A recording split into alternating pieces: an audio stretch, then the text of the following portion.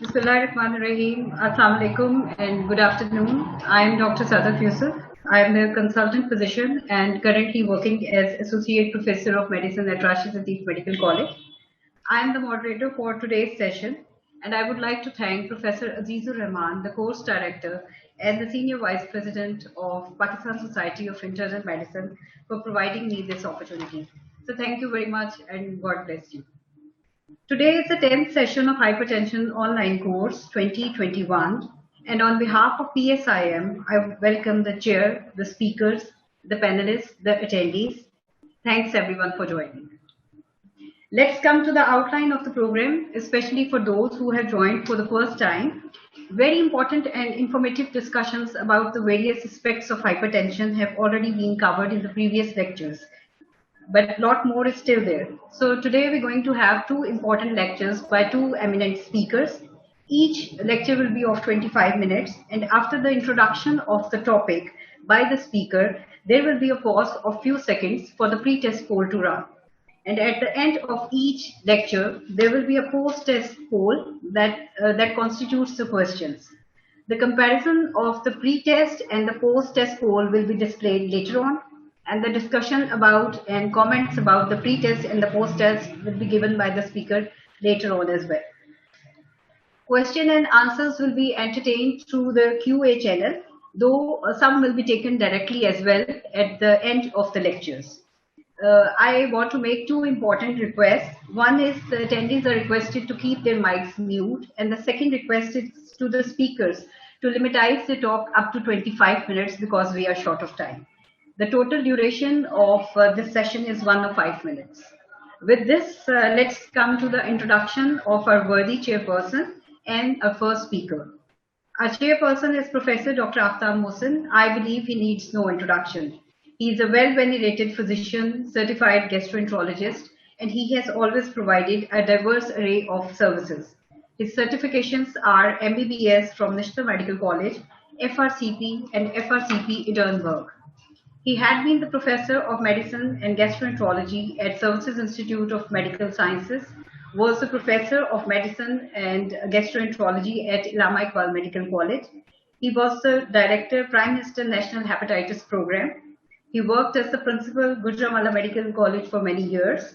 He has more than 50 publications to his credit. Currently, he is working as the Principal, Rashid Latif Medical College, and the college is doing very well under his supervision. And he is a senior member of Pakistan Society of Internal Medicine. So we are very honored to have you here. Thank you very much. Our first speaker is a young consultant, a diligent ophthalmologist, Dr. Sidra Latif. She is presently working as a senior registrar at King Edward Medical University. She is a Chemconian and she is also holding multiple degrees. She is FCPS, MRCS, FICO, and she is a gold medalist as well. Her personality portrays that what a doctor really should be. Thank you, Dr. Sidra, for joining. Let's take her presentation first. But before the introduction of the topic, what she is going to talk about, I would like to quote a saying, eyes have it for high blood pressure clues. So there is a clue of high blood pressure before sometimes it's clinically becomes visible. Okay, thank you. And Dr. Sidra, please. Just introduce your topic, and then you have to make a pause for a few seconds to run the pre-test poll to run. Over to Dr. Sidra. Thank you, Dr. Sadaf. Thank you so much, Dr. Sadaf. Very kind of you to introduce me. Assalamu alaikum, everyone. I hope I'm clearly, I can be heard clearly. Yeah. Okay. So I'm Dr. Sidra Latif, working as Senior Registrar of Ophthalmology at Mayo Hospital, King Edward Medical University. And the topic of today's discussion would be, obviously, as this is hypertension course that is going on, hypertension and eye, the liaison and the overlap that comes between an ophthalmologist and a physician. We are done with the poll. Yeah, we are done with the poll. All right, should I begin now? Yes. Okay. So let's start the presentation of today formally. We will be discussing hypertension and the effects of hypertension that can be seen in eye. So hypertension, basically, most of the participants I'm expecting are medical specialists or training residents of medicine. So you all know hypertension more than I do. That is, we count hypertension as two readings on separate occasions, systolic blood pressure of equal to or more than 140 and diastolic blood pressure of equal to or more than 90. As of now, we have more than 1.13 billion people worldwide who are hypertensive. Interestingly, in the pre-poll question, two-thirds of these people population, they live in middle and low income countries. It's not a problem of, it's not that much a problem for the high income countries as much as it is for middle and low income countries, where healthcare facility is already a challenge. Therefore, controlling hypertension and its effects on the various of the organs in the body is very important. As of now, we have fewer than 1 in 5 people who have hypertension and its effects on their body under control. These facts have been the effects that causes on eye. This is a very simplified diagram of an eye. And I would like to point out the places where the hypertension is going to cause its problems in the eye. Hypertension is the disease of the blood vessels. First of all, hypertension is going to affect the blood vessels in the retina. So the retinal vasculature is the first point of concern where hypertension is its problem in the eye. Secondly, we have blood vessels in this vascular coat of the eye, which is interspersed between the sclera and the retina, which is known as the choroid. So secondly, the choroidal circulation is the place where hypertension is going to cause its effects. Thirdly, we have a very important structure at the back of the eye connecting the eyeball to the brain, which is the optic nerve. The circulation of the optic nerve is the third point where hypertension causes its effects. To understand the effects of the hypertension on the eye, we have to understand the vasculatures, the nature of these vasculatures. So the retinal vasculature is different from the choroidal vasculature, is different from the optic nerve vasculature, as a result of which the effects that hypertension causes on them are varied. The retinal vasculature is just like the vasculature of the brain in the sense that it undergoes autoregulatory mechanisms. It has no sympathetic supply. This vasculature is not under sympathetic tone. This is not under sympathetic control, but under autoregulation. The local vasomotor tone, the local mechanical dynamics are going to regulate the vessels and their caliber. As a result of the hypertension, autoregulatory mechanisms come into play. These autoregulatory mechanisms play a role in creating the hypertensive retinopathy. Whereas in choroid, the choroidal vessels, they do not show autoregulation. They are under the sympathetic control. Therefore, the sympathetic control and the hypertension are correlating to create the choroidopathy phenomenon, the choroidopathy problems. Whereas in optic nerve, there is a mixture of the circulation. More interiorly, the vasculature is just like that of the retina, but a little posteriorly, the vasculature is very similar to that of choroid. Therefore, a mixed pattern will be seen in case of hypertensive optic neuropathy. First, let's understand the supply, the vascular beds in the eye, the vascular supply to the eye. It arises basically from the internal carotid artery. One of the major terminal branches of the internal carotid artery is the ophthalmic artery, and ophthalmic artery is the blood supply to the entire eyeball as well as the orbit. Two main branches, two and three of the main branches of the ophthalmic artery are the central retinal artery, the long posterior ciliary artery, and the short posterior ciliary arteries. The retinal artery is basically the artery which enters into the eyeball, divides into superior, inferior, and temporal nasal branches and supplies the entirety of the retina. Whereas the ciliary arteries enter into the choroid and they supply the choroidal vasculature. Optic nerve is being supplied by branches from the ciliary arteries over here and by the pile branches derived from the neighboring arteries all the way back. These are the vascular beds. This right over here, the retinal vasculature, is the one which is going to show the autoregulation. This choroidal vasculature is the one which cannot show autoregulation. It in fact is under the sympathetic control. And then we have optic nerve. So what is hypertensive retinopathy? First of all, let's start our discussion with the retinopathy, then the choroidopathy, and then the optic neuropathy. The retinopathy that occurs in hypertension is basically all the effects of the hypertension on the retinal vasculature. It is defined as that. Interestingly, it's more prevalent in the Afro-Caribbean population than the European population, and it is more common in women as compared to men. It has multiple associations. Genetic factors are associated with the development of hypertensive retinopathy. Not all hypertensives are going to have the retinopathy, but those with certain genetic factors, for example, deletion of the allele of the angiotensin converting enzyme, they are going to have hypertensive retinopathies. One of the modifiable factors which is associated with development of hypertensive retinopathy is smoking. Smokers are at an increased risk of having the higher retinopathy changes. Non-modifiable factor is age. We cannot modify this factor. As the age increases, the chances of retinopathy are more. It has also been seen that persistent microalbuminuria and low creatinine clearance, or in simple words, kidney disease, is associated with more hypertensive retinopathy prevalence. It's quite evident that both of these are terminal organ damages, terminal correlating with the terminal organ damage that is occurring in the eyes. It's quite clear.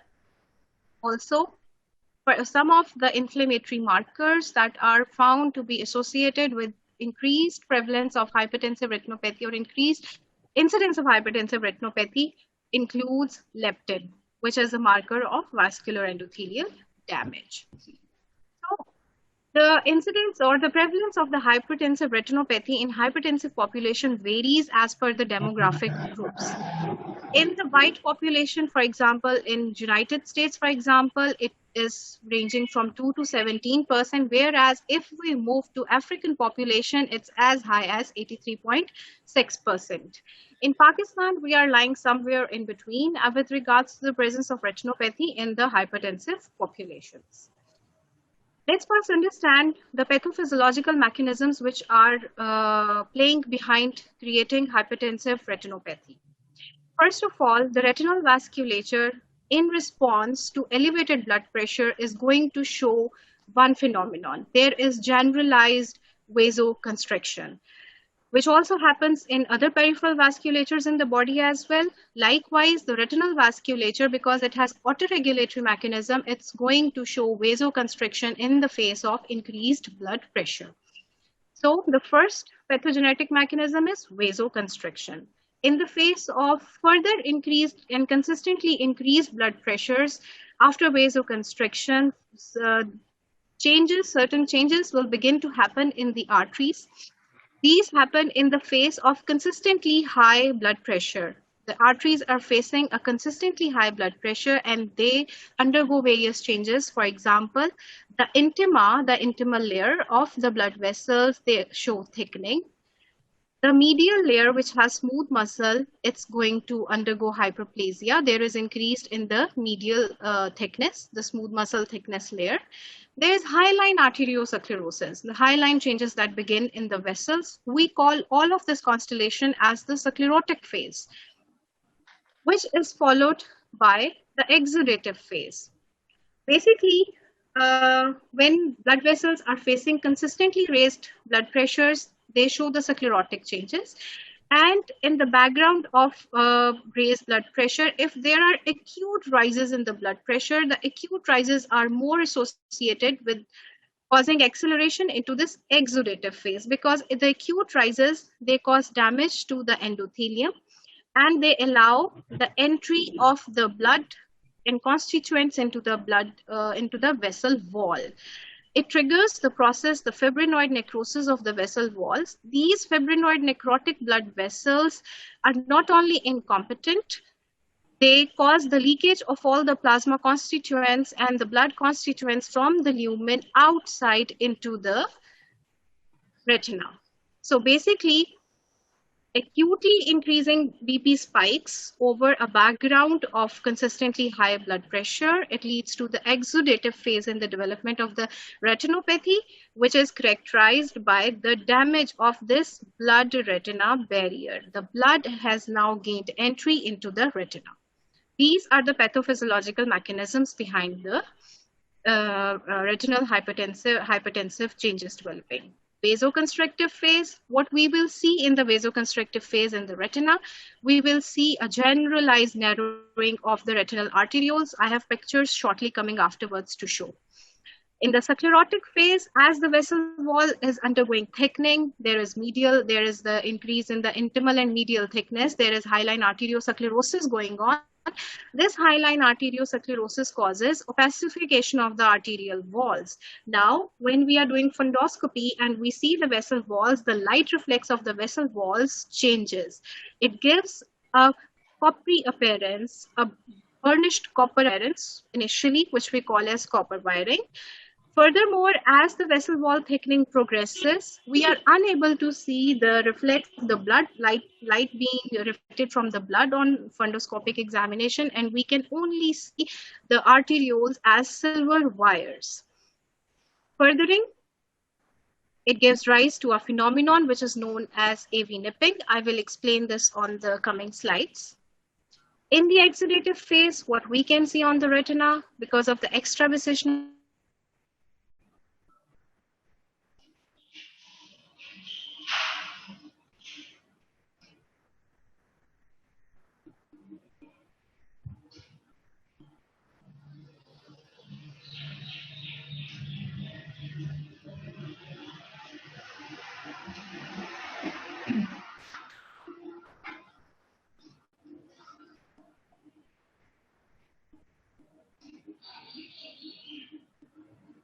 Dr. Sidra. We can't hear you. Can you hear us? Speed if you speak fast, you die.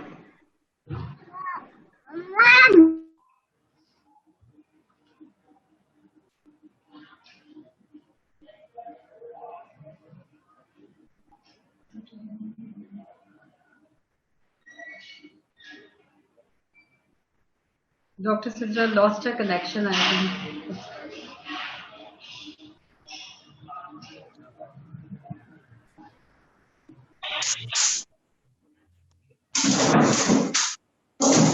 She knows that she is out of contact. So can we take the question and answer? Meanwhile, we can have discussion, somewhat discussion. I think we can have definitely till she joins again. Okay. If we have Dr. Say the second speaker already in online. No. So we can switch on the presentation that we can. Sorry for the interruption. I got disconnected. Okay. Let's take it from where we left off.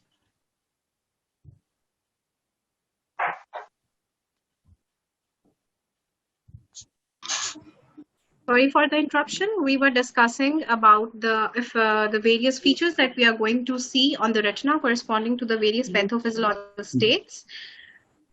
We were discussing about the ischemia which happens because of the incompetence of the blood vessels. It itself as formation of cotton wool spots. Cotton wool spots are basically ischemic retinal nerve fiber layer fibers. The fibers, they go exoplasmic stasis, ischemic damage, they swell up, they form the cotton. And because of this exudative phase, we can also have the optic nerve head edema. This is, for all practical purposes, a normal fundus picture. We can see an optic disc. We can see the vessels that are exiting from this optic disc. We have arteries and we have the veins. Now, arteries and veins are configured such that the arteries are anterior to the veins, which means that arteries are towards the vitreous side and they are crossing over the veins.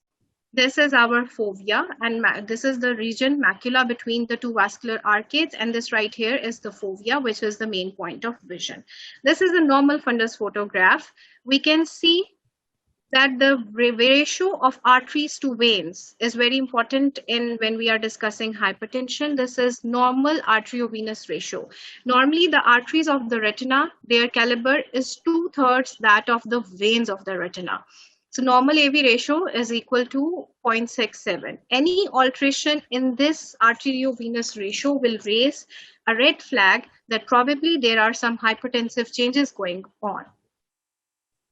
Hypertensive retinopathy can be graded There are multiple grading systems that are in use. There's Keith, Wagner, Barker classification grading, there's Shea grading. But for all practical purposes, we divide it into a simplified grading system of 4 grades. The first grade of hypertensive retinopathy is basically nothing, but there is just arteriolar narrowing.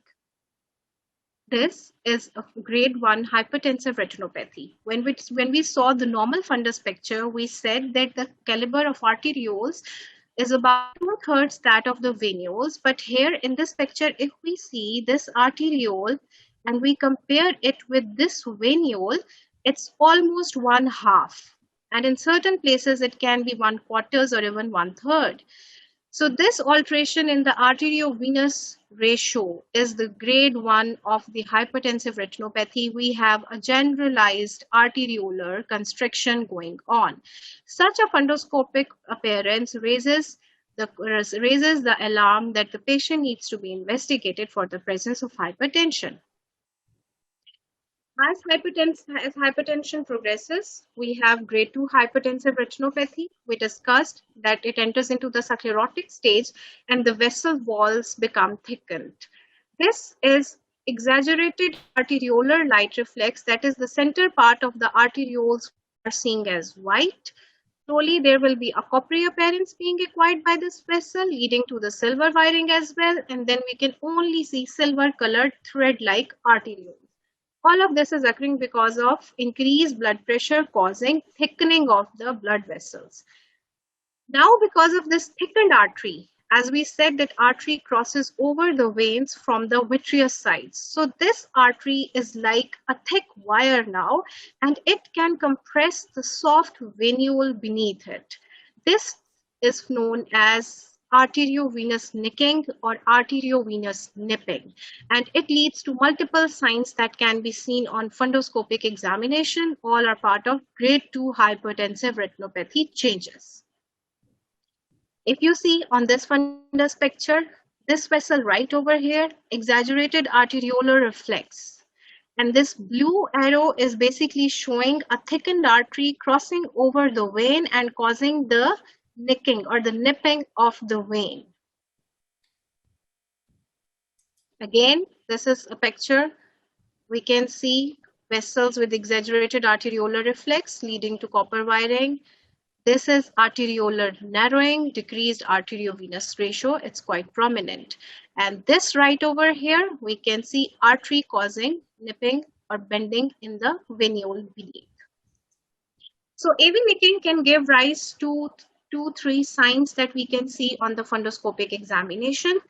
Where an arteriole nicks across a vein, the vein's ends become tapered. If this is thick enough to cause a breach of blood flow in this venule beneath, in the blood column beneath, this is known as Gunn's sign, which is tapering of the venules at the AV nicking. We can see a fluorescein angiogram of the retinal vasculature here, which is showing a thickened arteriole causing Gunn's sign at the AV nipping. Followed by, we have a second sign which is known as Sellis sign. S-shaped bend is acquired by the vein where a thickened artery is crossing it. This is known as Sellis sign. Proximal to the AV crossing, the bend, the S-shaped bend that comes in the venule, this is Sellis sign. Whereas distal to the AV crossing, the banking or the bending or a banked form of the venule, this is known as bonnet sign, which can be seen right over here in this diagram. So these all are part of grade 2 hypertensive retinopathy changes. We have silver wiring, copper wiring, and we have thickened arterioles causing AV nicking and various AV nicking signs, the Gunn signs, the Sellis sign, the bonnet sign. Next up, we have the grade 3 of the hypertensive retinopathy. Now, we have consistently raised blood pressure, which has caused changes up till grade 2. Any further acute rises in the blood pressure is going to create the changes which come under the grade 3 of the hypertensive retinopathy, which cause A break in endothelium compromises the blood-retinal barrier. The compromise in the blood-retinal barrier is going to result in extravasation of blood from the blood vessels, leading to the retinal hemorrhages, extravasation of lipid from the blood vessels leading to exudate formation, and downstream axons which undergo ischemia, they form the cotton wool spots. So now we can see what happens in grade 3 hypertensive retinopathy. On the background of grade 2 hypertensive retinopathy, we have acute rises in the blood pressure which compromise the blood-retinal barrier. And we have these flame-shaped hemorrhages which are forming because of the extravasation of blood into the retinal layers. And we have the formation of exudates because of extravasation of lipids. And this right over here and this one right over here, these are cotton wool spots. How can we differentiate exudates from cotton wool spots? Basically, exudates, they have they have prominent borders, and the exudates are being crossed by retinal vessels from above. Whereas the cotton wool spots, they have very fuzzy boundaries. They're just like cotton wools. They have fuzzy boundaries, and they will obscure the vessel that is beneath them, which means that the cotton wool spots are more superficial or more on the vitreous side as compared to the exudates. Quite appreciable on fundoscopic examinations. Next time, if the residents, they try and differentiate between the exudates and the cotton wool spots based on these signs. This also right over here, some more intensified grade 3 hypertensive retinopathy changes. These are exudates, multiple small exudates with very well demarcated borders, whereas these fuzzy bordered white spots, these are the cotton wool spots. And these we have long hemorrhages which are occurring in the retinal nerve fiber layer. These are the flame-shaped hemorrhages. And we can also see some of the grade 2 hypertensive retinopathy changes. We can see there is thickened there are the thickened arteries which are crossing the veins beneath. Multiple AV nipping points are also visible. So after grade 3 hypertensive retinopathy, we have grade 4 hypertensive retinopathy, acute rise in the blood pressure, acute rises, acute and malignant or accelerated rises in hypertension and the blood pressure can lead to grade 4 of hypertensive retinopathy. It occurs only in emergency situations. It is associated with malignant hypertension. And what happens is, on a background of grade 3 hypertensive retinopathy, we can see that there is swelling of the optic disc. The causes of the swelling of the optic disc, they are multiple, and we have not yet decided upon one cause for the swelling of the optic disc. There is hypothesis that it is because of the swelling of the nerve fibers that form the optic nerve head, and it is because of the leakage from the necrotic vessels as well. Increase intracranial pressure which occurs with the malignant hypertension. So we can have intrinsic optic nerve head factors which are the ischemia of the nerve fibers or the leakage from the necrotic vessels which can cause this swelling, or we can have it because of the pressure that is coming from the intracranial cavity onto the optic nerve, which can be causing the swelling of the optic disc. This is a swollen optic disc with blurred margins. The margins are not discernible, and we can see splinter hemorrhages, the flame-shaped hemorrhages that occur at the boundary or the borders of the optic nerve head. These are known as splinter hemorrhages, and in the setting of a swollen optic disc, these are a common finding. And we can see multiple other grade 2 hypertensive retinopathy changes accompanying this optic disc swelling. This is a case of malignant hypertension, which is shown by a swollen optic disc on the background of hypertensive retinopathy, moderate hypertensive retinopathy changes. This again is a grade 4 hypertensive retinopathy picture with blurred margins of the optic disc. Some of the temporal optic disc margin is still discernible. However, most of the nerve fiber layer surrounding the optic disc is swollen. In addition, we can see a star-shaped formation right over here on the fovea.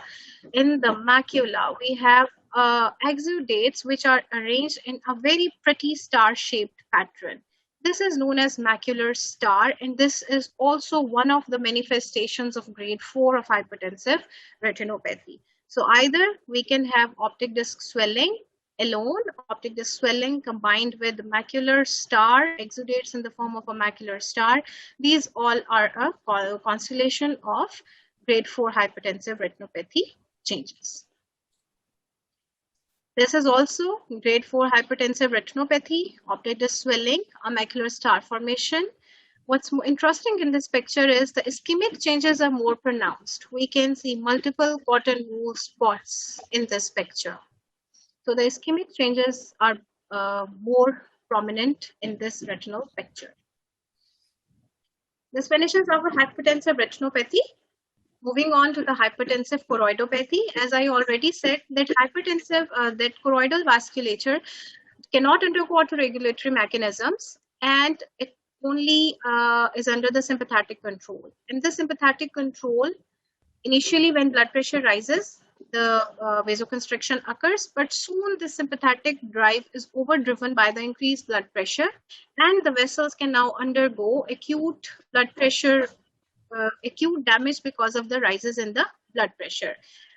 So hypertensive choroidopathy is a feature in acute blood pressure. Hypertensive retinopathy was occurring in the background of consistently raised blood pressure. Hypertensive choroidopathy will be seen with acutely raised blood pressures. What are the signs of hypertensive choroidopathy? As the choroidal vessels, they become incompetent. There is leakage from the choroidal vessels, which manifests as transudation in the subretinal space, leading to exudative retinol detachments. And we know choroid is covered by the retinal pigment epithelium of the retina, which undergoes damage, which leads to the formation of Alschnick spots, and we can have Segrist streaks. What are Segrist streaks? I will show in the diagram and then let you know what these are. So these small ones, these are the Alschnick spots. Such a picture will be seen in a patient who we have not seen before for hypertension. There is acutely increased blood pressure, and on fundoscopic examination, choroidal features would be seen. These choroidal features mean there was an acute rise in the blood pressure, not a chronic blood pressure patient. Acute rise in the blood pressure is going to cause these focal defects in the retinol pigment epithelium overlying the choriocapillaris, and this results in these depigmented spots, which are known as the Alschnick spots. Second feature that we can see are these long yellowish lines. They are basically tracking along, not along the retinal vasculature, they are basically tracking along the choroidal vasculature, which is present posterior to this retinal vasculature.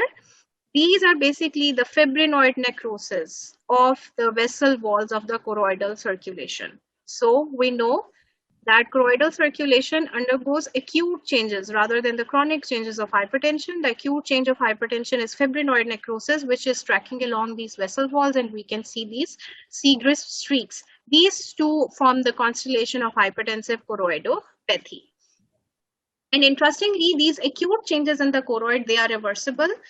This is basically an OCT angiogram of the choroidal, showing the choroidal circulation phase.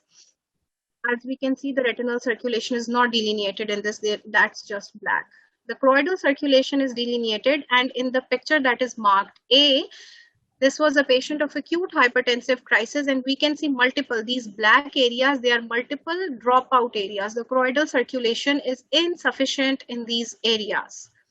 Whereas after 1 month of the acute hypertensive crisis, we can see that these areas, they have finished, and the choroidal circulation is again going up till its full potential. All of this silvery appearance that we are seeing, this is basically choroidal circulation being shown on the OCT angiogram.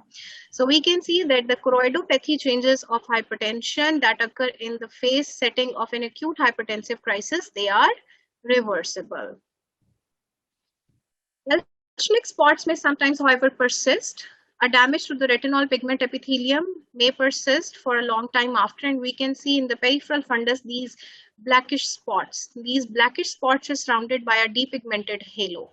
The acute Alschnick spots, they were just yellowish spots, whereas the old Alschnick spots can be seen as this darkened black spots which are surrounded by depigmented halo, and these will mark that there was a previous acute hypertensive episode which occurred, coroidopathy occurred during that time, and now it has healed, and these are old Elschnig spots. Hypertensive optic neuropathy, mostly it also occurs with an acute hypertensive crisis, unlike the hypertensive retinopathy changes.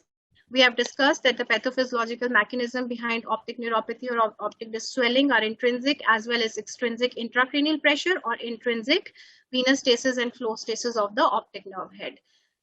Whenever there is optic disc swollen and a patient has acute hypertension, this is an emergency, this is a crisis situation, and the management and immediate referral to physicians, and of course there is emergency management which happens.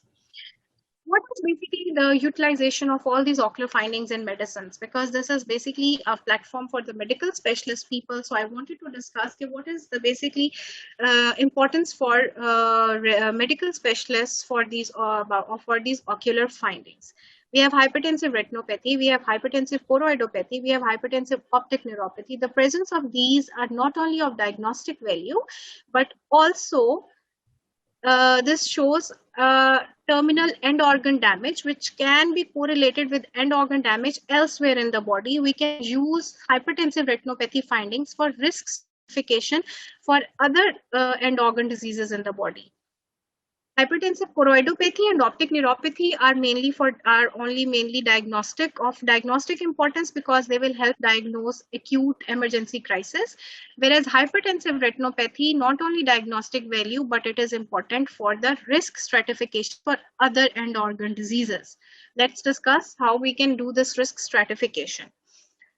One of the studies, a very important study, in fact, atherosclerosis risk in communities, the ARIC study, it has reported that in patients with hypertensive retinopathy findings in the retina, there is increased risk of stroke and cerebral infarction. There is increased incidence of coronary heart disease, and it is also associated, the presence of hypertensive retinopathy findings are associated with cognitive decline and cerebral atrophy as well. So this was one of the studies that have the hypertensive retinopathy present with the presence of other end organ diseases in the body, infarction, coronary heart disease, etc.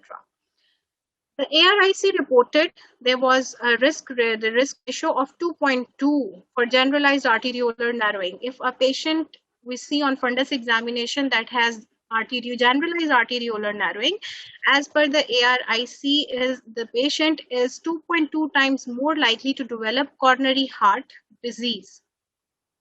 The presence of microaneurysms, hemorrhages, and cotton wool spots, it's likely that the patient is more likely to have 2 to 3 times more incidence of strokes in the next 3 years. So ARIC established that hypertensive retinopathy findings, it can predict an increased risk of coronary heart disease, increased risk of developing stroke in the further years. Such findings were also reported in the Beaver Dam eye study of Wisconsin, where it was reported that if the hypertensive retinopathy changes are seen, down the road risk of mortality due to stroke within 10 years is more in those patients who had hypertensive retinopathy changes. Likewise, cardiovascular health study, there is an odds ratio 2. That is, the people with hypertensive retinopathy signs have 2 times more risk of developing stroke than those patients who do not have these hypertensive retinopathy changes. Hence, we can see that hypertensive retinopathy is... Sidra lost her connection again.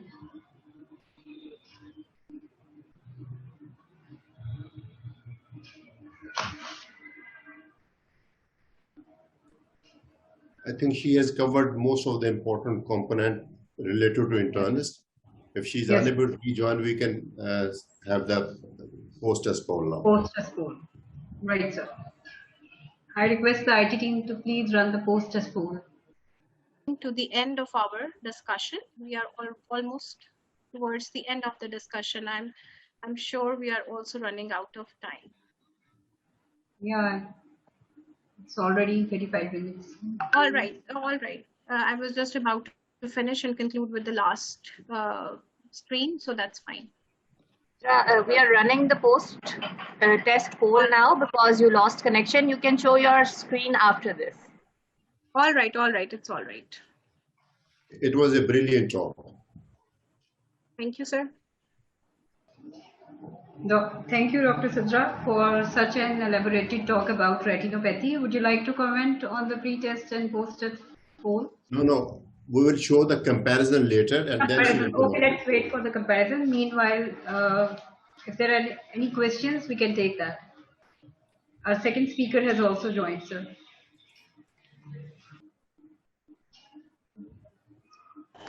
Where is Bilal Muhyiddin? Sir हाजिर sir कोई question पूछे ना sir मैंने कहा आज मैं चुप ही रहूंगा मेरे पे नाराजगी होती है मेरे पे नाराजगी होती है नहीं सर मैंने कहा कि आज मैं चुप रहूंगा most proactive person. We would like you to start. You are the opener. Okay.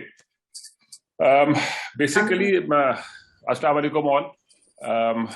What a lovely presentation, and from such a beautiful young doctor.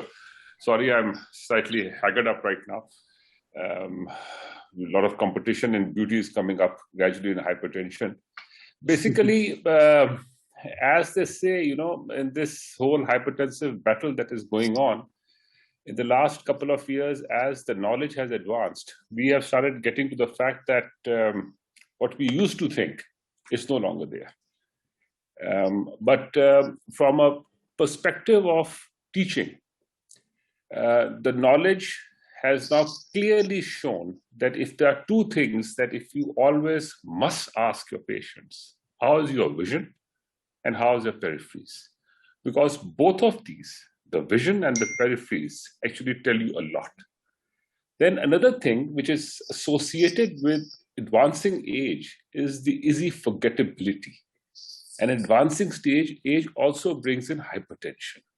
And unfortunately, with all of those things, when people are not taking their medications regularly and carefully, the forgetfulness and the cognitive functions, they all start to decline.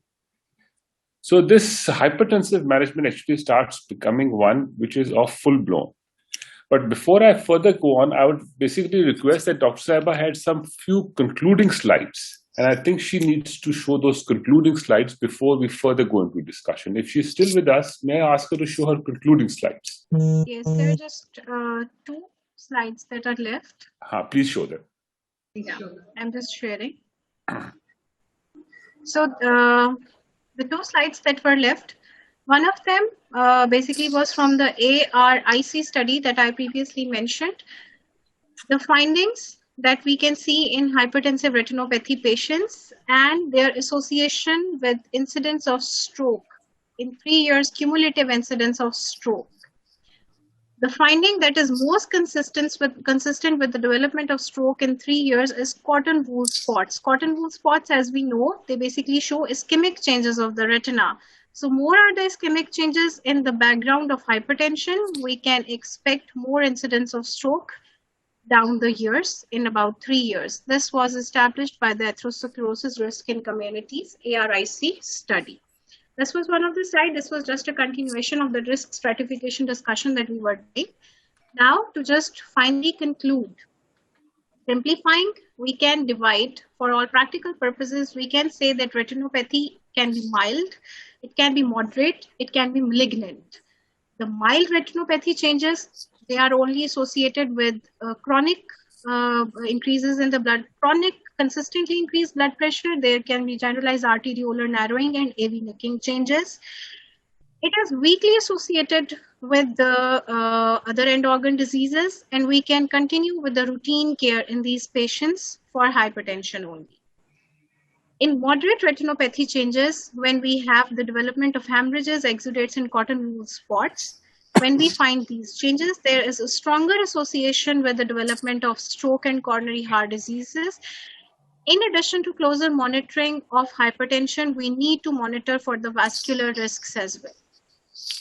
In cases of malignant retinopathy changes that include the optic disc edema, we need to go for urgent management and treatment of the patient because it is associated with mortality. This is just a very simplified formation, a simplified table which can show what needs to be done if we find particular certain retinopathy changes.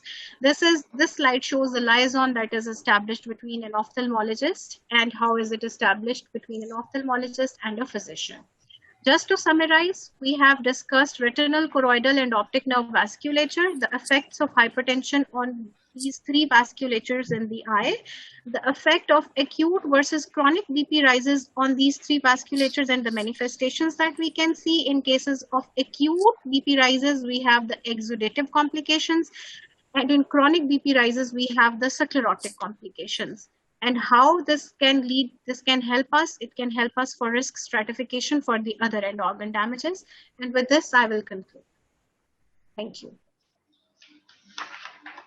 Thank you. Fantastic. My a bit of a practical question towards you is basically that many times we have these patients being evaluated for some cardiac workup by an ophthalmologist before they want to go in for their surgeries. Now, Yes. when you have so much information already available, why do you need a cardiac evaluation? This is from your angle, what we need. Yes. And what you need. And secondly, when we ask for an eye examination, why are we not normally provided all this information so that we can sort of correlate to the whole of thing? Normally, when we ask someone to go in for an eye examination, they just do a refractory analysis and that's about it.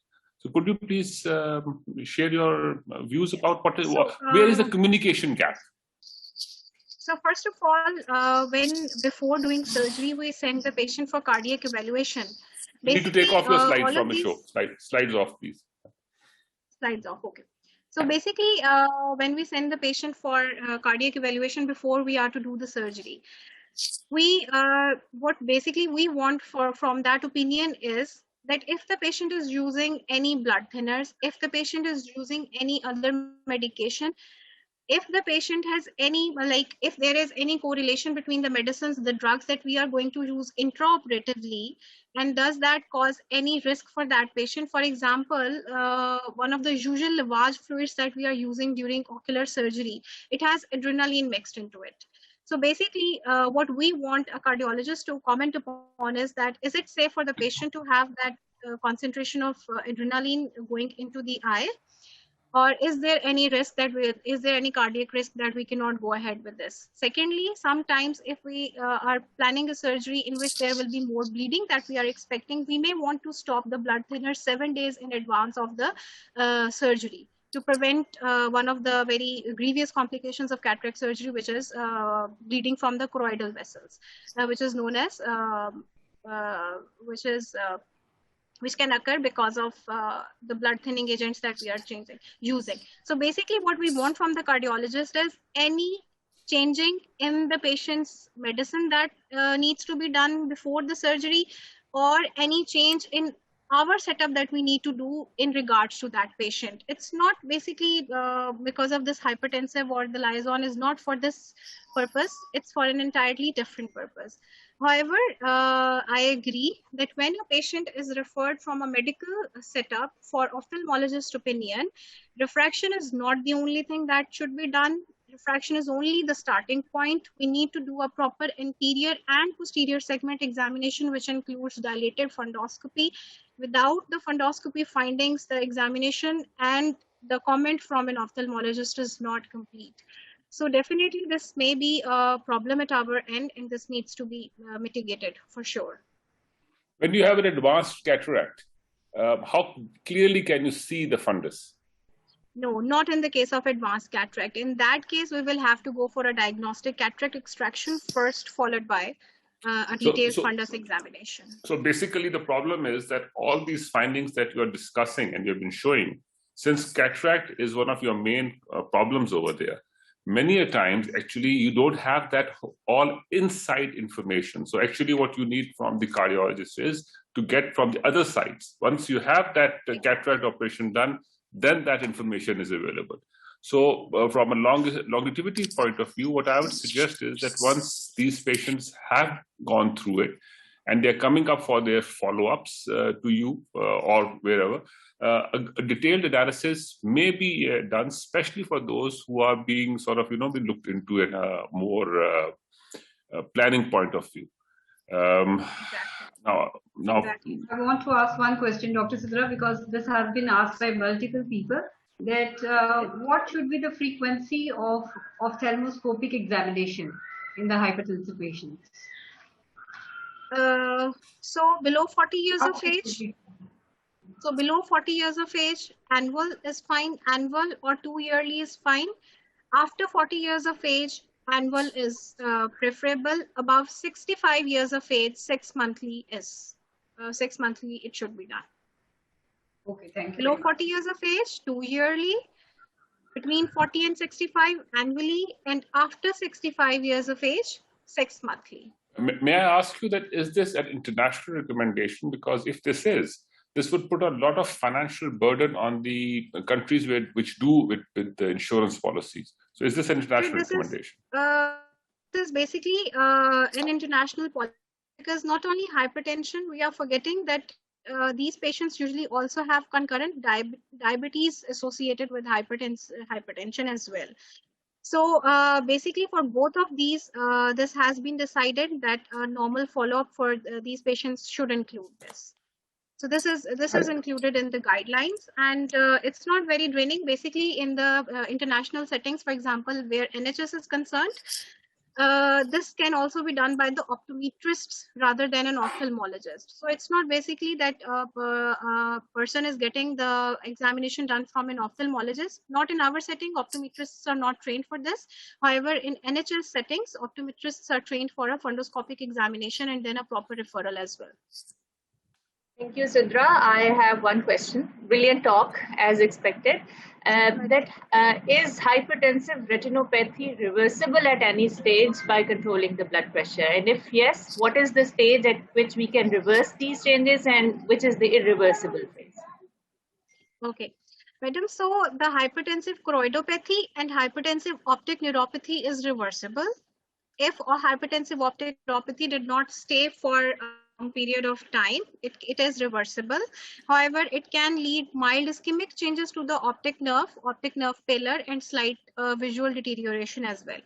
As regards to hypertensive retinopathy, only the arteriolar narrowing, which occurs because of vasospasm, which occurs because of the autoregulatory mechanism, it's reversible if BP is controlled. However, once the sclerotic changes, the silver wiring, copper wiring, the AV nipping, once they are established, they stay, even with the control in the blood pressure.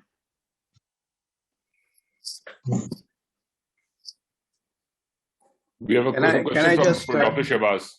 Yes. No, I think reference to what Dr. Bilal was talking about, a fundoscopy being done by an ophthalmologist. When I was young, I remember carrying an ophthalmoscope all the time in my white coat. And we used to actually do the fundoscopy ourselves. And I think that is a practice which should be adopted. Anybody who comes to you with hypertension in your clinic or in the hospital must be examined by the physician as far as fundoscopy is concerned. There is no doubt about it. It should be done. It is only when you have specialized tests that you should go and get it done from an ophthalmologist. That is number one. Number two is, as regards Dr. Somia, when she said that, is it reversible? You see, why are we having those changes of arteriolar narrowing in the fundus?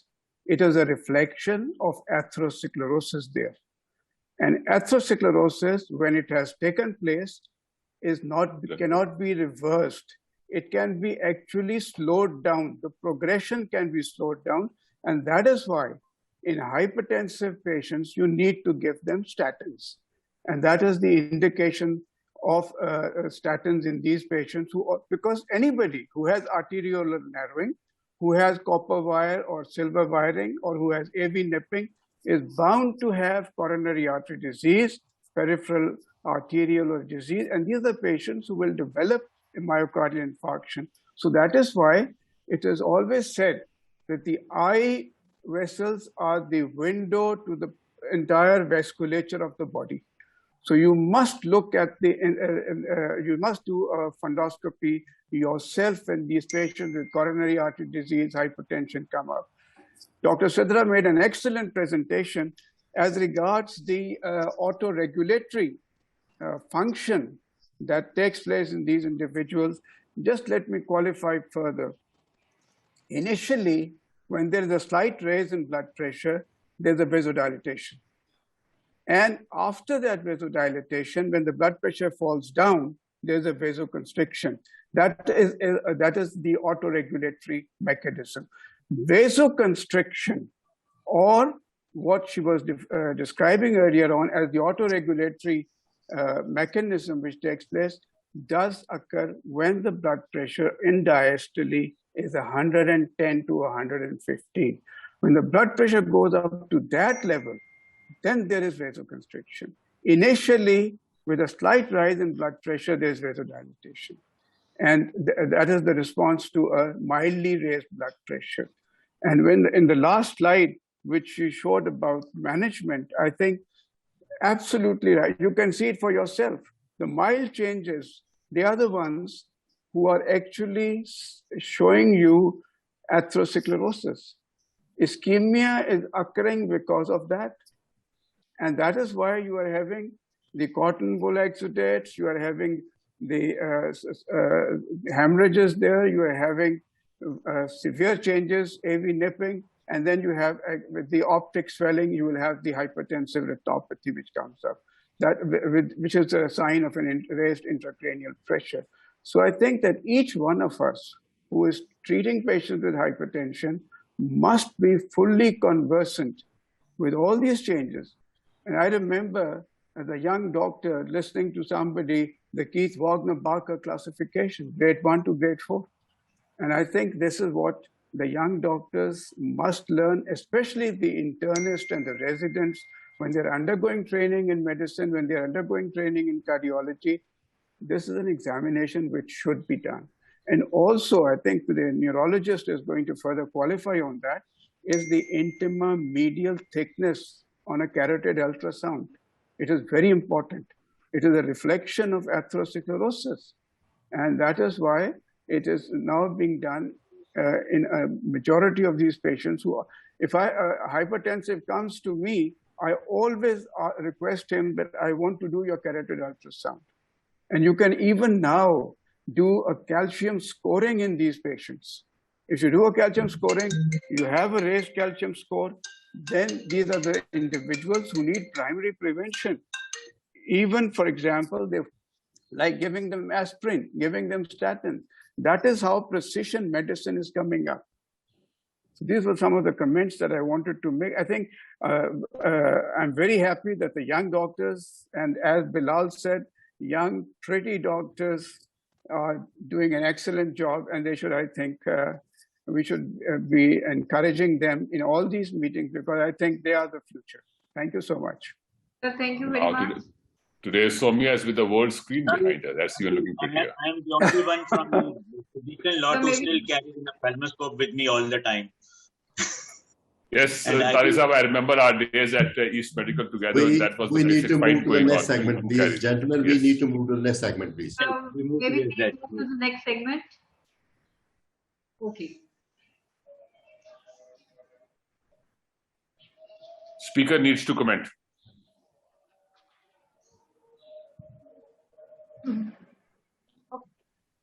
So the first sign in response to consistent high blood pressure as seen on fundus examination is generalized arteriolar narrowing. I can see that from pre-test, the post-test poll shows that 53% of the participants have answered rightly after the presentation. So most of the people are alert. And listening. Yes, most of the people have answered correctly. Okay.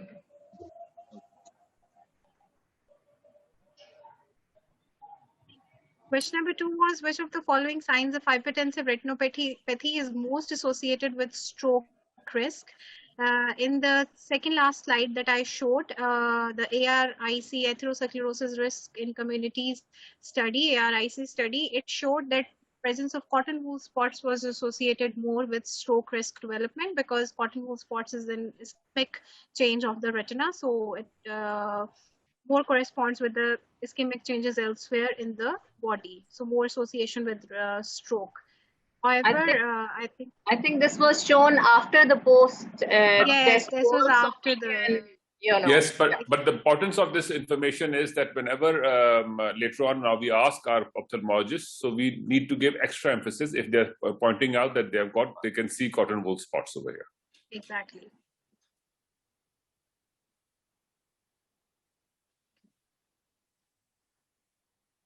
As per WHO fact sheet on hypertension, which of the following regarding hypertension epidemiology is true?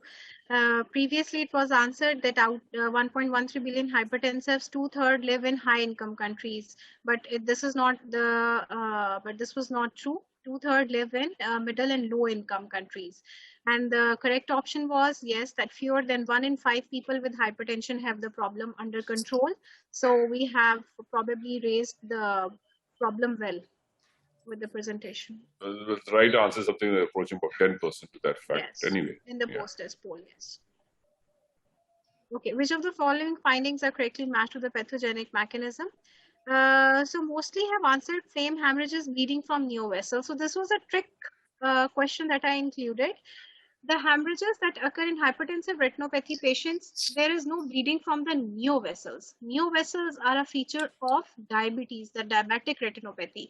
The hemorrhages that occur in hypertensive patient, they are there is only bleeding from the existing vessels, the existing incompetent vessels. The correct option in this case was the optic disc swelling, which is because of axonal stasis and increased intracranial pressure. However, the take-home message from this one is that hemorrhages of hypertensive retinopathy are not from new vessels, they are from the existing vessels. Okay, thank you, Dr. Sidra. Thank you very much. Thank you, most welcome. Before we move to our next speaker, I would like to quote a saying that manage your blood pressure so as to maintain your brain power. This will be clear to you all. So let's welcome our second speaker, Professor Dr. Naeem Kasoori. He is a well-known neurologist. His certifications are MBBS and MRCP. He was a professor of neurology at King Edward Medical University, was a member World Federation of Neurology, ex-president Pakistan Society of Neurology, president Pakistan Stroke Society, and he is very well known for organizing 4 national neurology conferences, stroke conference, and taking FCPS and MD trainings, and holding annual course in neurology. Nowadays, he is working as Professor Emeritus Neurology. So welcome. I can't see.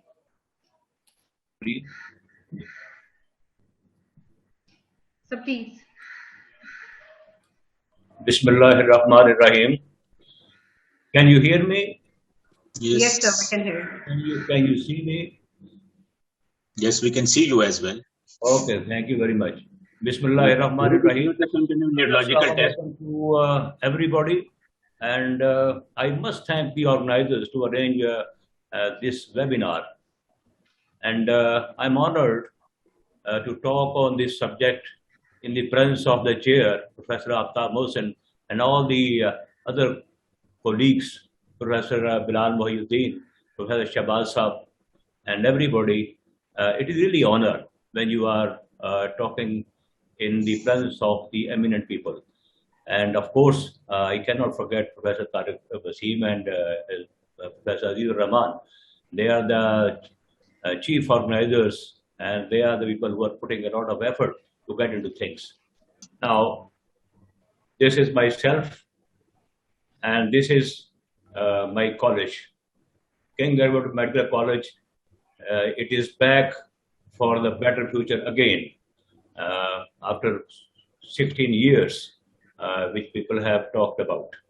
Now, I will just, before I start, I will just comment on the previous lecture a bit. It is very unfortunate that we are on with webinars, but Phondoscopy is out of window. And I remember my house job when Professor Munawar Yad would not move to the next bed until I have told him the fundus findings of my patient, even if they were normal. So this is very unfortunate. We need to have the students to push to put the hands on practice on the patients. This is very, very important in the practice of medicine. Now, talking about the hypertension and brain, if you look at the MRIs of the brain in hypertensive patients, there is some shrinkage of the brain, there is atrophy of the brain. Mr. Naeem, we have to have a pause for pre-test poll now. Please give us a minute. We are done with the poll. So you can restart your presentation because we are done with the poll. Can I start it now? Yes, sir. Okay. Now, hypertension and brain. When you look at the MRIs of the brain size is smaller. There is decreased size of gray and white matter both. And then we have got extensive white matter intensity. These are typical changes of the brains with the patients who have got long-standing hypertension. Hypertension is actually a vasculopathy for brain. It affects large vessels of the brain, both intracranial as well as extracranial, and the small vessels of the brain. Large vessels undergo atherosclerotic process and small vessels go lipohyalinosis changes. There is damage to the endothelium of the vessels, there is narrowing of the vessels, and there is impairment in the autoregulation failure of the brain vasculature. We can divide the brain disorders with hypertension into two groups: acute brain disorders and the chronic brain disorders. Acute brain disorders are strokes, hypertensive encephalopathy, and PRES, or posterior reversible encephalopathic syndrome. Chronic disorders are dementia, Parkinsonism, balance problem, gait problems, falls, and cognitive impairment. Coming to strokes, every year 15 million people are affected worldwide with stroke. 5 million die, 5 million are disabled, and only 5 million, they get independent existence. Every 2 seconds, there is a stroke. Every 6 seconds, there is a death due to stroke. And every 6 seconds, there is a disability encountered on patients with a stroke. If you see the patients who present to you with strokes, hypertension or presentation is present in 75% of the patients, and in hemorrhages in the 50% of the patients. This is the primary vascular disorders which cause stroke. Extracranial vessels, 40%, intracranial large artery vessels, MCA, anterior cerebral, 10%, small vessel, 20%.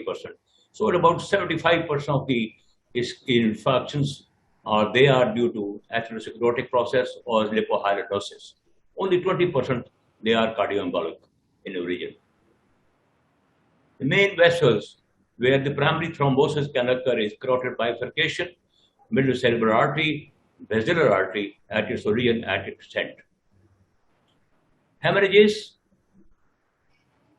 The most common site of the intracranial hemorrhage is putamen. Then is thalamus, then the lobars, and then pons, and then cerebellum. So the most common site remains the putamen and external capsule. You will see them very frequently when you see the scans, CT scan or MRIs of these patients. There are 2 to 4 times chance of stroke in patients with the hypertension. And if you look at these findings, you will see at systolic blood pressure of 130, the relative risk of the stroke is 1. It increases with every degree, really. Every 10 degree of blood pressure, it doubles up or goes higher. It is more so with the hemorrhages than with the strokes. People have talked about the degree of changes in blood pressure and stroke, and if you see,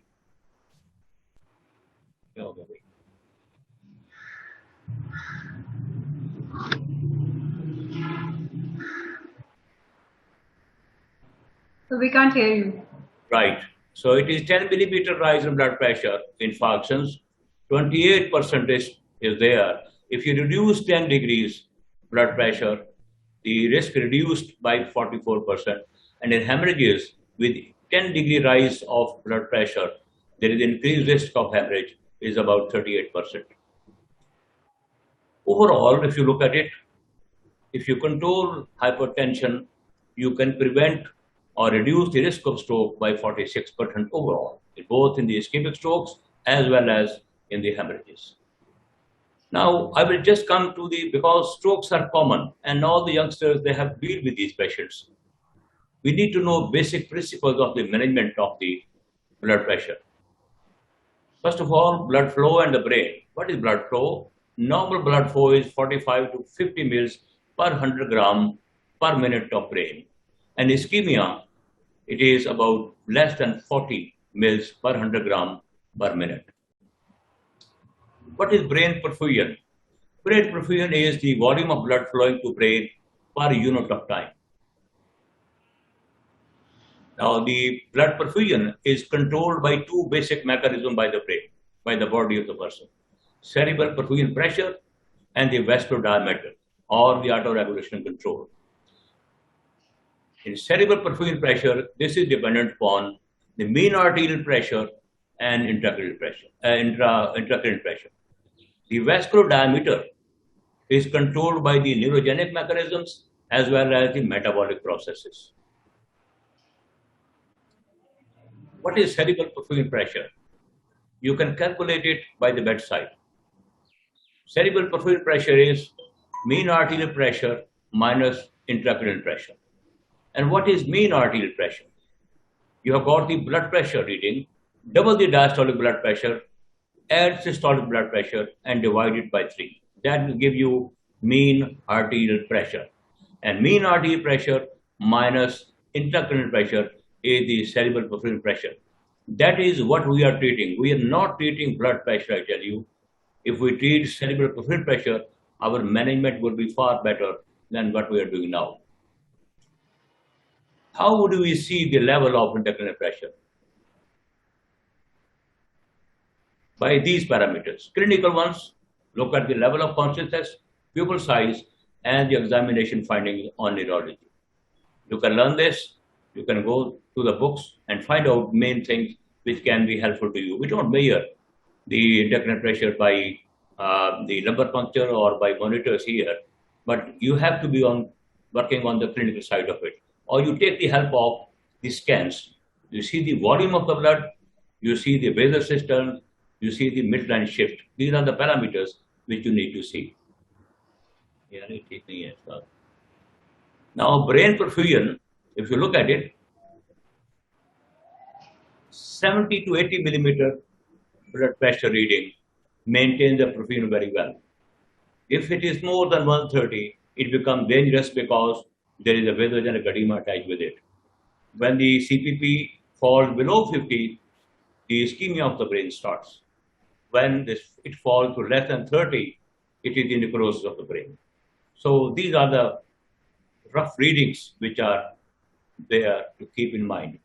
How is auto-regulation controlled, our diameters? How does it happen? Now here we have to take the help of this curve. This curve is very important. If you look at this one,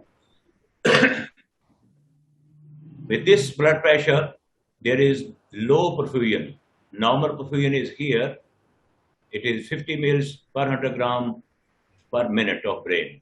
And it is maintained at this constant level between the range of 60 to 60 to 150. And then it changes or rises abruptly. But this is about 100 degrees of blood pressure range, which is maintained by your blood vessels when your blood pressure is fixed. So mean arterial pressure or 50 to 150 maintains your normal blood flow, or cerebral perfusion pressure of 60 to 160. If you take the intracranial pressure to be 10 millimeter, it is 60. If you take it 20, it is going to be 70 and 170. Now, this diagram will help you. This is our range, 60 to 160 blood pressure. When this is the range of blood pressure, the blood pressure maintains your blood flow, cerebral peripheral pressure. Right? Now, how it maintains it? It changes in the diameter of blood vessels. At the low range, there is dilatation of blood vessel. At the higher range, there is narrowing of the blood vessels. That's how autoregulation works, and it maintains the blood flow in this range of the cerebral peripheral pressure between 60 to 160. When there is impairment of autoregulation, the blood vessel diameter does not change, and it depends totally on your cerebral peripheral pressure. And this is what you see here. This is the normal range. This is the range of normal blood flow. This is the range of autoregulation. But when there is impairment of your autoregulation, then it doesn't follow that curve. It goes straight up in the linear fashion, and it is totally dependent upon cerebral peripheral pressure. In other words, at a blood pressure of 50 or 60, it's a minimum blood pressure where hypertension is maintained or blood flow is maintained. But here, when there is impairment of autoregulation, there is hypoperfusion, there is ischemia. And it's a very little place here where we see that it touches the normal flow. If the blood pressure lowers down, CPP lowers down, then you are hypoperfused. If it goes up, you are hyperperfused, both ways. The metabolic changes which can disturb autoregulation are the carbon dioxide of the blood, of the brain, pH of the blood, lactates in the blood, and potassium and oxygen level. These are the factors which affect the blood vessels. In chronic hypertensives, coming back to the subject, the autoregulation control is set at the higher level. So you need more cerebral pressure, you need more arterial pressure. And this is reflected in this diagram. This is the normal flow curve here. The blood pressure in chronic hypertensive, the curve is shifted to the right. In other words, normal people, the blood pressure or the CPP, cerebral peripheral pressure of 60 is enough to maintain the cerebral blood flow. But in the hypertensive, it has to be higher. It goes around 80 to minimally start to control the blood flow. In acute ischemic strokes, there is impairment of autoregulation and there is dependency on cerebral fluid pressure. And this is what you see there. This is normal. This is chronic hypertension where we need more blood pressure. And here, the autoregulation when fails, it becomes a straight line and it totally depends upon your blood pressure. So in infarctions, we are dependent on cerebral peripheral pressure. When it comes to the management, that's why we preach. Don't hurry up to lower the blood pressure. Don't panic by the reading of the blood pressure or by the pressure of the relatives. They always keep saying to you, doctor साहब blood pressure देखे बहुत ज्यादा है, आपने कुछ भी नहीं किया, आपने कुछ भी नहीं किया, बीपी उतने को उतना 2 घंटे हो गए. You have to be patient and you have to explain to them. This is a very common mistake we make under pressure. We do it and we make the strokes worse. Sudden lowering of the blood pressure makes the strokes worse. So the other thing is BP usually starts settling down to its basic level, whatever it was, within 24 to 72 hours. Don't lower the blood pressure until it is in the range of 220 by 120 or higher, or there is evidence of end organ failure, hypertensive renal failure, heart failure, or any problem with the respiration. Or you want to give RTPA to lower the blood pressure in the range of 185 by 110. So these are the circumstances when you lower the blood pressure. I would suggest to all the juniors to keep the systolic blood pressure in ischemic strokes around 180. This is the best way you can remember it. Don't lower it too much. You're going to produce stroke or you're going to make it worse. And you are also happy to lower it from that range as well. The reason being, with each degree rise, with 10-degree rise of blood pressure above 180, there is deterioration in the neurological status by 40% and there is a poor outcome by 23%. Lower the blood pressure by 10% in first few hours, 3 to 4 hours. And in the next 20 hours, lower another 15%. Make it 25%, not more than that. In the first 24 hours, blood pressure should not be lowered by more than 25%. It doesn't affect the perfusion too much when you do that. So I would suggest here again, keep the blood pressure if the person is non-hypertensive and has got raised pressure in the range of 170 by 100. If your patient has got first-time hypertension and has got normal intracranial pressure, keep it in the range of 150 by 90 and target it to 140/90 in a week's time. Don't be hurrying or lowering the blood pressure too suddenly within a few days. Brain hemorrhages. In brain hemorrhages, if the size of the hemorrhage is small, then keep the blood pressure in the range of 150 by 90. And what is small size hemorrhage? You have to see if there is signs of raised pressure, because if the pressure is raised, much raised because of large hematoma, then you will have a lower level of consciousness. And you see the scans, measure the volume of the blood on it. These are the size. If a lobar hemorrhage is less than 60 mils, it's a smallish hemorrhage. If it is basal ganglia hemorrhage less than 30 mils, it is small hemorrhage.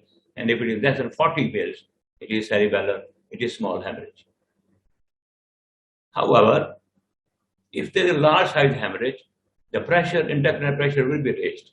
Now you need to raise the blood pressure. Now you need to keep the blood pressure or cerebral peripheral pressure higher than 100 and bring it to the range of 160 by 100. These are the different drugs which we all use in the management of hypertension. I think you need to have records of 1 or 2 drugs which you are familiar with. Mostly we use beta blockers, especially levodopa, and we use the AC inhibitors.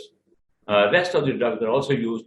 We use nitroprusside rarely under the circumstances when the diastolic blood pressure goes above 140. So you need to have your hands on a few drugs to control the blood pressure. Now, what are the other hypertensive brain disorders? Hypertensive encephalopathy and posterior reversible encephalopathy syndrome. These are the 2 ones which are acute ones, which can present to you. Hypertensive encephalopathy forms about 16.5% hypertensive emergencies. It is a hyperperfusion state. The upper limit of the autoregulation is exceeded here. There is fibrinoid necrosis of blood vessels, there are microinfarcts, and there are patellar hemorrhages in these patients. And I was listening to the previous lecture where they mentioned about the cotton wool spots in the hypertensive patients. The risk of the stroke is increased. The reason being the necrosis of the blood vessels. The cotton wool spots, they come on the fundus when there is fibrinoid necrosis of the blood vessels. And that happens also in the brain as well. Now, these are the manifestations of hypertensive encephalopathy: headaches, blurred vision, seizures, palpitations, and the acute retinal changes, along with papillary edema, depending upon the level of the blood pressure. PRES, or posterior reversible ischemic encephalopathic syndrome, it's a clinico-radiological syndrome. There is increased vascularity or permeability, and there is vasogenic edema. Hypertension is one cause of PRES. There are many other causes which can give rise to eclampsia. Certain drugs can do this, but in reference to the blood pressure, we have got this condition. How do they present? Again, similar to hypertensive changes. Hypertensive encephalopathy changes, they also present with the encephalopathy, seizures, headache, visual disturbances. And again, the fundus changes, the retinal changes, and papillary edema. So where do we go from here? These 2 things are very similar in clinical presentation. We can differentiate them on the MRI. That differentiated. How? Diffusion weighted image has to be done. Routinely in our practice in Lahore, diffusion weighted images are not done. So you have to ask them to do the diffusion weighted image in these patients. It is restricted in hypertensive encephalopathy. It is non-restricted in the PRES syndrome.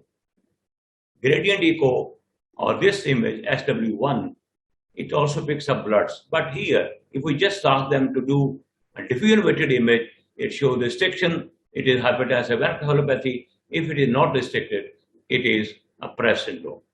Now, what is restriction and non-restriction? This is the image of diffuse invasion image. This is the restriction pattern. The hyperintense image shows the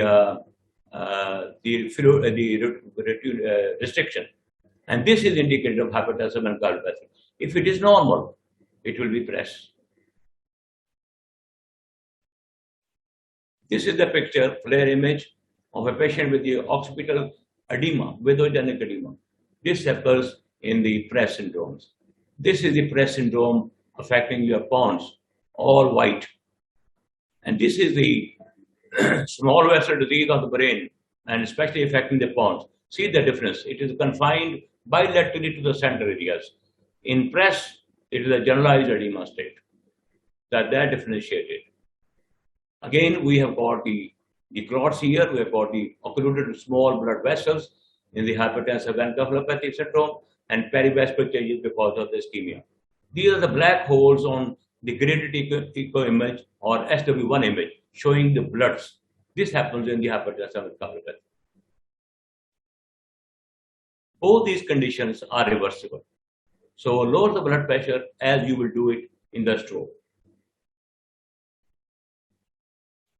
So remember, in the acute brain disorders, never lower the blood pressure suddenly or dramatically. Avoid sublinguals. I see it, I hear it very frequently that they gave captopril under the tongue. Avoid this. You're going to produce stroke. Make it worse. Never use. Wait a couple of hours. Blood pressure will come down. Give it orally.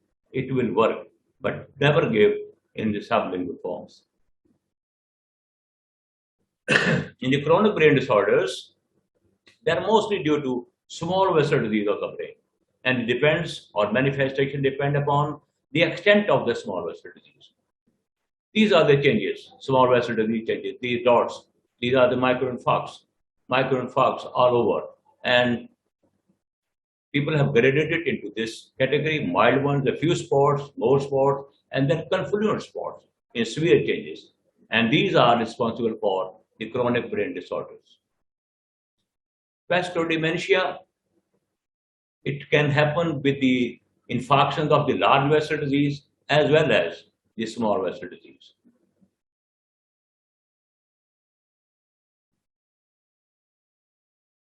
In the large vessel disease, sorry, a bit of problem there. It's a progresses by stroke, and secondly, it has to be on strategic sites. And strategic sites for large vessel disease are the frontal lobes, temporal lobes, and bilateral thalami, watershed infarctions. These are the large vessel disorders which can give rise to dementia. Small vessel disease goes in the whole of the brain in the white matter, and different connections are missed. Secondly, clinically, if you have to differentiate between vascular dementia and the Alzheimer disease, is this. The cortical dementias or Alzheimer type of dementias, they affect the cortical functions, speech, calculation, praxis, gnosis. So you have got aphasia, agnosia, acalculia, apraxia. But in subcortical ones, the cortex is preserved. It is the connections of the cortex which are disturbed. So what you get is, you can have the normal speech, but later response or slowed response. They're slowed down. Everything is slow, but you can get everything okay in a few minutes time if you sit and listen to the patient carefully.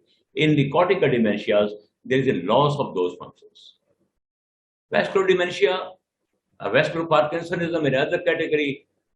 Here, it is called the lower half Parkinsonism because it spares the arms. The legs are mostly affected. There is bradykinesia, rigidity, and tremors in the legs. Arms are spared. Face is not hypomimic. So it is the legs. Stiffness, rigidity, and tremorness. When they walk like Parkinsonian patients. But in addition to that, you have got these signs, which are the pyramidal signs can be present in the legs. There could be incontinence with it. There will be gait problems, and there may be some cognitive problems as well. The gait is affected in these brain disorders because there is loss of posture control, There is a loss of locomotion failure because of the defect or vascular disease of the pons. There is freezing because of the involvement of the frontal lobes. So the take-home messages for the hypertension brain are: educate the public to control the blood pressure, which is very difficult. Not easy, we always all say, but we are really end up in a failure. It is difficult to get a mask on the face. It is difficult, very difficult to control the blood pressure by the public. We have to educate the doctors and nurses. We have to tell them that in acute brain disorders, lower the blood pressure by 25% in first 24 hours. In the chronic brain disorders, lower the blood pressure slowly. Take a week to lower the blood pressure. And I always suggest about the small vessel disease, keep the blood pressure on the higher normal side or even slightly higher than normal to keep the perfusion on. So hypertension is a common contributor to brain disorders. Be handy, be good to manage hypertension in the brain disorders. Thank you very much. Sir, thank you very much. Indeed, it was a very informative talk. Let's move on to our post-test poll. I request IT to please run the post-test poll. Thank you.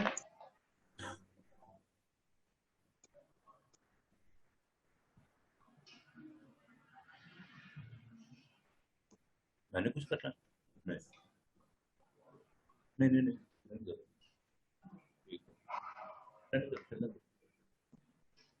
यार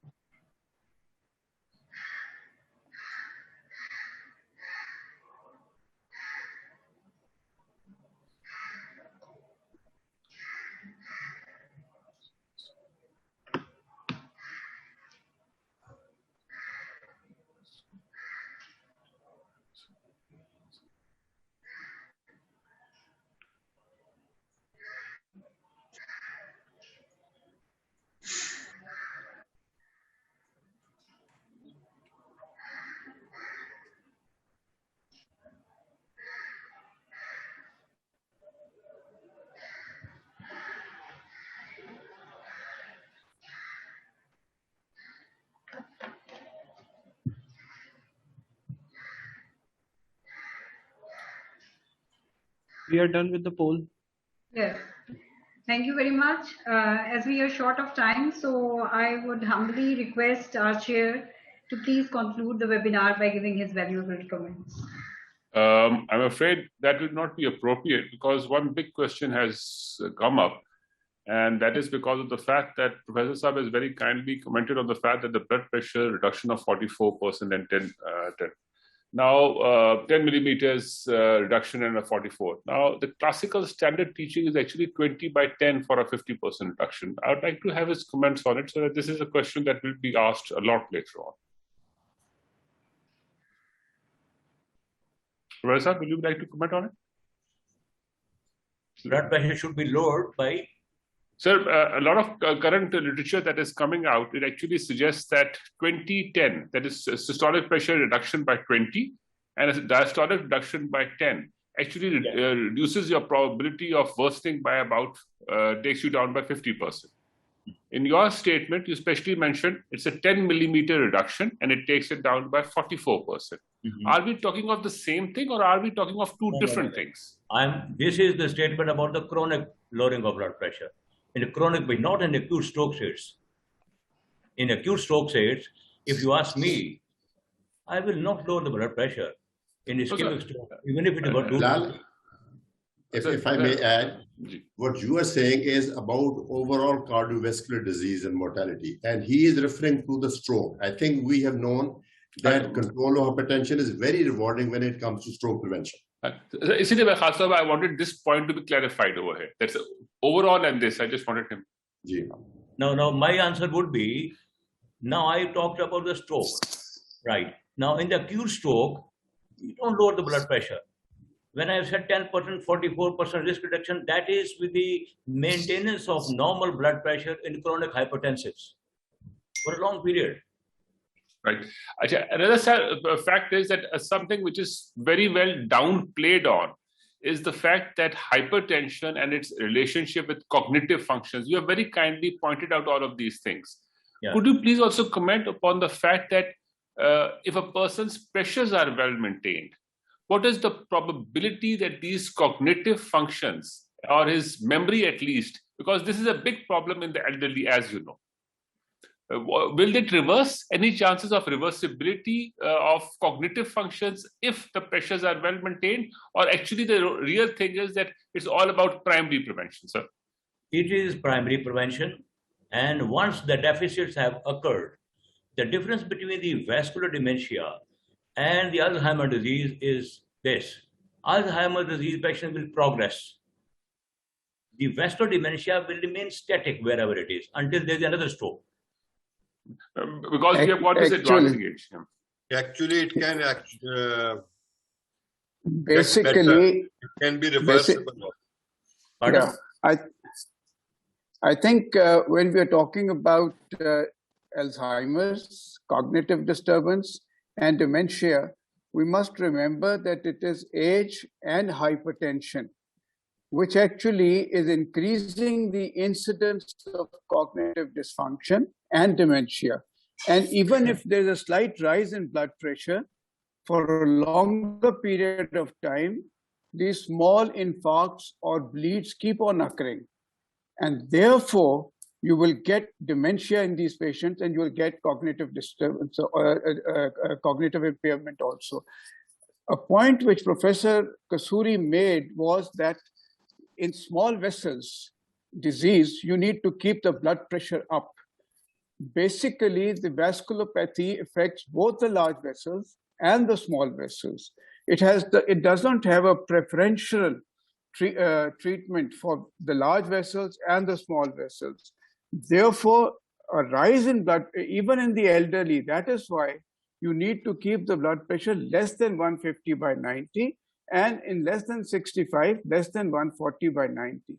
An appropriate, adequate control of blood pressure is very important.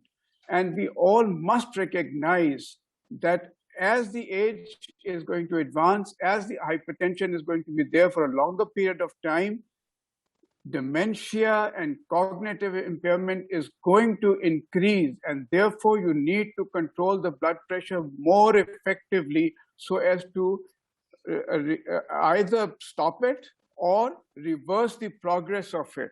And the control of blood pressure is very important. Now, as far as the education of the public is concerned, I just want to make a comment that Pakistan Hypertension League has been doing it for a long period of time.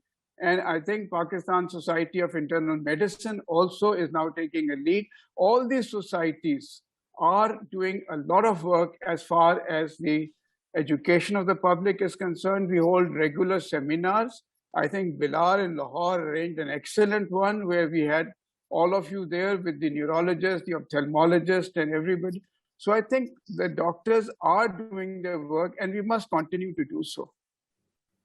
Saab has a comment. may make one more point that when we're talking of a 25% reduction in blood pressure, that pertains to systolic pressure, preferably, and that, I mean, for the junior doctor, that point needs to be clarified. Sir, Dr. Suri, would you be elaborating on that? This 25% means reduction in systolic or diastolic, or that's the question. Mean arterial pressure, sir.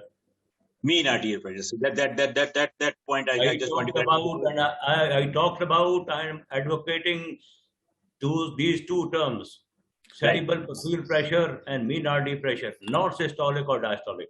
So the mean arterial pressure, one methodology was that the pulse pressure, 1/3 of the pulse pressure plus the diastolic pressure. You have recommended the other method. Is there any significant difference between the two? No, they're the same. You can do the other way around as well. Yes, same result will be the same. Yeah, I just wanted to make that thing clear for everyone. Aftab Sahab, you have your hand raised. You had to say something. Professor Aftab? Gigi, I have a question for Professor Azizur Rahman. Are we going to have the post poll or not? We are going to have post poll now and then your comments. I think let's have the post poll now and then your final comments. Let's have the post poll now. Thank you. Anas, please show the comparison of the post poll. Naeem, you please comment on this.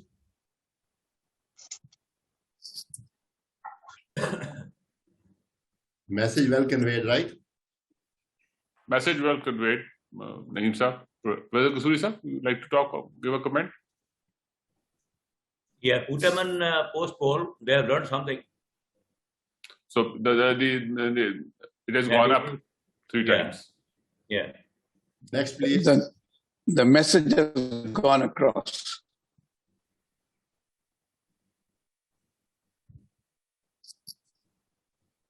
Question 2.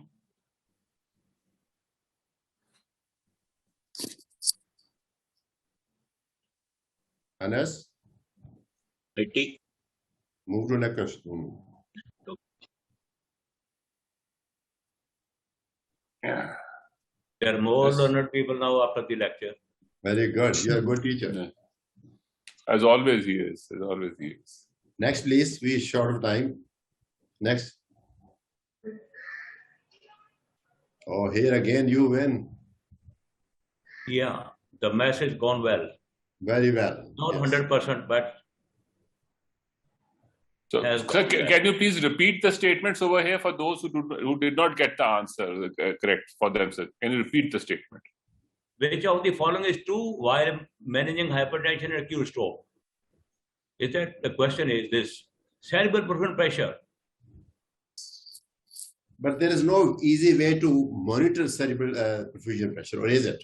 No. Well, as we'll say, as we all do in Pakistan, I've learned ways to find out how the patient is going down. By the GCS, by the cognitive science, by a few questions, you learn it. But there's no way that you can monitor it. So if there's a midline shift, what is normally a pressure like? If there's a midline shift. Pardon? If there's a midline shift, what kind of a pressure are we talking about? We are talking about more than 30. Well, Bilal, there are two terms. Intracranial pressure is different than cerebral perfusion pressure. Ji sir, just you are referring to intracranial pressure. You get into around about 40, more than 40. Right, and the question number 4 is now displayed. Your comment, sir. Legs are predominantly affected in the vascular Parkinsonism. Which of the following statements is false? It was not true. So the false statement is the last one. Memory acquisition. Memory acquisition. Yeah, it is memory acquisition. It is retrieval which is effective. They slowed down. It was a tricky question, actually. They were tricky one. It is a tricky question, but they don't lose all those faculties which the people with the cortical dementia lose. Actually, we had 11 people, 13% initially saying the thing, but then later on that percentage has dropped and the number has dropped. Because everyone started thinking of the vascular. They thought that they're talking of the vascular. Let's have now concluding remarks by the chair. Thank you very much. request to Professor Aftab Hossain to please conclude the webinar. First of all, I am very grateful to Professor Azizur Rahman and the organizing team for inviting me to be the chair here. I'm very grateful to the speakers. Both did a wonderful job. Or Professor Naeem Kasuri, as always, was amazing. And as expected, started with the controversial statement, which he made about the King Edward Medical University, but it is well received, sir. Very well done. And Dr. Sidra Latif also made a very good presentation, and it reminded the panelists as well as the participants that we have to go to ophthalmoscopy or fundus examination of the eye, which I don't see any future of that in Pakistan. So we have to rely on other manners or ways to assess the target organ damage. It is basically target organ damage that we are looking at by looking at the fundus. And one simplest way is to do a dipstick method and look for proteinuria, and they go hand in hand. So proteinuria, if there is that is there, the target organ damage is there, it means that you will at least need 2 drugs to control the blood pressure, no single drug, and you don't have to wait if target organ damage is there to start or initiate the antihypertensive therapy for the second reading. So these are very practical points. And Professor Naeem Kasuri, as always, amazing, sir. You are an amazing teacher. We are going to miss you in Islamabad, where we are going to hold our conference. And you spoke so well about the cerebral perfusion pressure and the mean arterial pressure and the cerebral blood flow. And I think with little understanding, you can tell the junior doctors that this is critical, that we have to maintain the cerebral perfusion pressure between 60 and 70 or 80 millimeter of mercury, and the window is very narrow about that. And this is related to the cerebral blood flow. And again, it is about target organ damage. If there is vascular involvement, if there is proteinuria, if there is fundus examination. Now, the less invasive would be a fundus examination. And we did not speak of artificial intelligence in fundus examination of the eye. There has been a lot of progress where the computers are being used to detect it, and it interprets it very nicely. And with these points and very good points by the panelists, one more thing, I still think that we are still insisting on 140 by 90, but I think the time has come that we should start considering 130 by 80 after the sprint trial, after the change in American College of Cardiology and American Heart Association, that even if we don't start talking about 130 by 80, then the time will be too late for others to follow that. I know there are problems of hypotension and there are problems of syncope, but overall the benefit is immense. So with this, I again salute Professor Azizur Rahman and Professor Tariq Wasim for doing this. And I am very grateful to the panelists and the speakers. And thank you very much. Thank you. Thank you very much. And Doctor, before we end, Dr. Somia wants to make an announcement. So over to Dr. Somia. Thank you very much. Thank you, Sada, for an excellent moderation, and to both the speakers, especially Professor Naeem Kasuri, who's been our teacher as well, for sparing time for this course. I just wanted to make one announcement about our annual conference, which is on 30th and 31st of July and 1st of August in Islamabad. I hope all of you have registered by now. We have a brilliant lineup of speakers over there. All the faculty is from around Pakistan. There are diversified topics. There are pre-conference workshops. We are doing a patient education seminar and a press conference to sensitize the media about the importance of internal medicine and the raising issues in the medical field. So you're all welcome to join us in Islamabad on 30th and 31st of July and 1st of August. Inaugural ceremony is on Friday, 30th of July. President of Pakistan, Dr. Arif Alvi, is the chief guest of that function.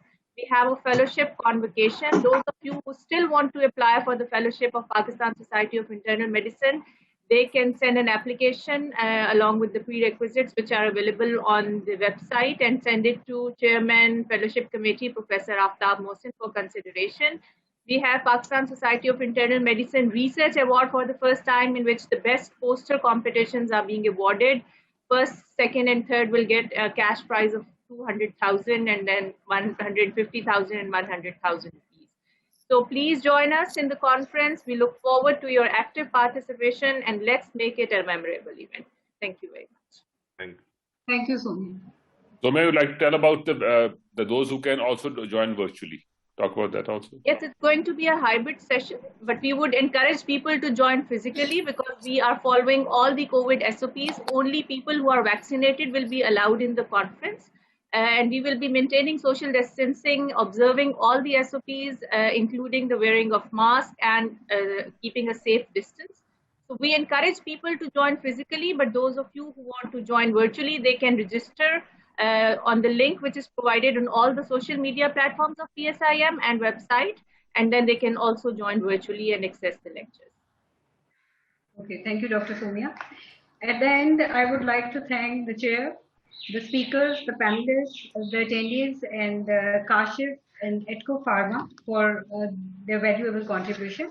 And before we leave, the topic for the upcoming session are isolated systolic hypertension and its relevance to 2020 guidelines. And that's by an Australian foreign speaker. Yeah, this is going to be held next time. Yeah, thank that's you. Allah Hafiz. Allah Hafiz. Thank you, everybody. Okay, thank you. Thank you, everybody. We need to congratulate Kashif Riaz Saab. He got promoted. So congratulations. Congratulations. Thank you, Dr. Sabha. Thank you very much. I think he's doing. Right? Kashif is doing an excellent job. Yes. Thank you, sir. Party will be in Islamabad, inshallah. Thank you. Okay. See you all in Islamabad. It's good to see a young Professor Aftab Mohsin. Thank you, sir. Forever young, young forever. Sir, thank you. We are going to miss you on the fellowship. Are you going to be in Bourbon or going to be with us? I have a session there on heart failure, and we have it also virtual. So I think if there are going to be 2 foreign speakers, if you have time, you can also connect to it. And since I'm one of the speakers there, so it will be very unfortunate for me. I'll miss it. Yeah, Aziz Sahab, dekh lein, we gave fellowship to sir, and now he's not going to be there. Well, sorry, I missed it because I was on the call. Actually, the Society of Pakistan Society, actually Cardiac Society, announced these dates before the Society of Internal Medicine. The fault lies with the Society of Internal Medicine. I'm an active member on all of them, so I have to speak the truth. The reality is that it's the Society of Internal Medicine. Such a big country. Such a big country. I am so glad. Let's move it on and finish it on a pleasant note, sir. Perfect. Yes. And yes, inshallah. Yes. Inshallah. Allah Hafiz. Allah Hafiz. Allah Hafiz. Thank you. Stay safe and stay blessed. Ameen. Thank you, sir.